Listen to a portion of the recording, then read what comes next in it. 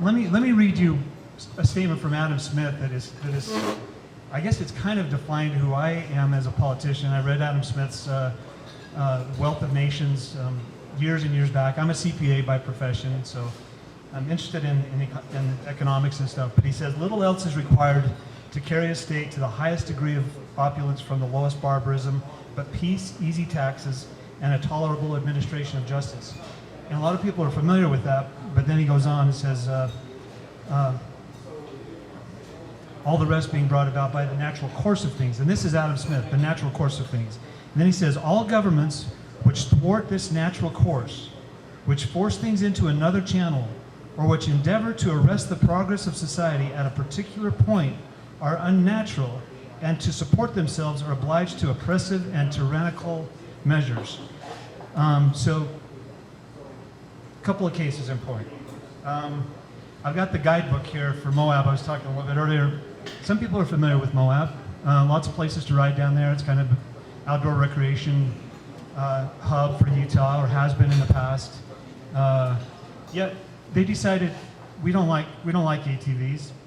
Moab City tried to pass an ordinance that says basically no ATVs in town. It's like, well, the state actually, we already addressed that. He said you can't discriminate against a class of vehicle. You can enforce a noise ordinance. You can do all kinds of things, but you can't say we like Harley Davidsons or loud cars, but we don't like ATVs because they're too loud. You got to find out some other reason, and then you can enforce that. But now they've come with the environmentalists running the agencies, the Bureau of Land Management. They come in and they say we're closing 317 miles of route.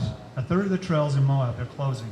That's an unnatural arresting by the government of the natural course of things. It's not natural that those trails would be taken. Number one, they were given under the revised statute 2477. RS 2477 roads since 1867 have been permitted across public land. So the grant was given, it was accepted, roads were built, and we have those roads. Now they want to come back and say, maybe that was the case, but we really don't like that, and we want those roads to go away. Another one, and these are just things from today. So this one is the Intermountain Power Agency audit report. IPA down in Miller County, huge electricity producer. I think 2% of it goes to Utah, 98% of it heads on down to Nevada and California.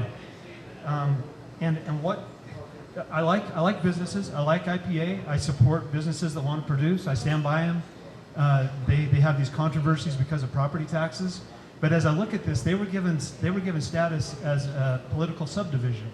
So a company that has a political subdivision status, which is, putting things into a different channel, as Adam Smith would say, it's been forced into another channel. They're not treated like a normal company, and as a result, they create problems for themselves and for the county, and they come up to the state, and pretty soon we're talking about auditing them and finding out what's going on.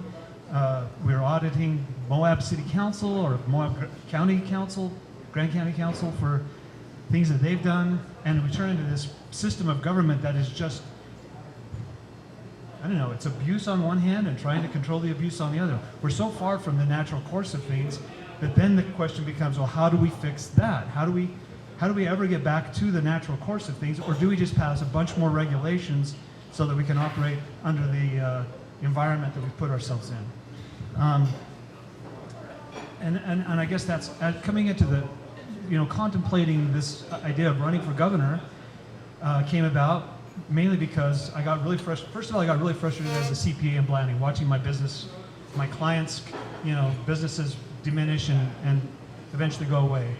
In 2009, the community was raided by the federal government, and it was a horrible mistake on the part of BLM, and ended in loss of life and loss of businesses and destruction of families, and so you watch those things, and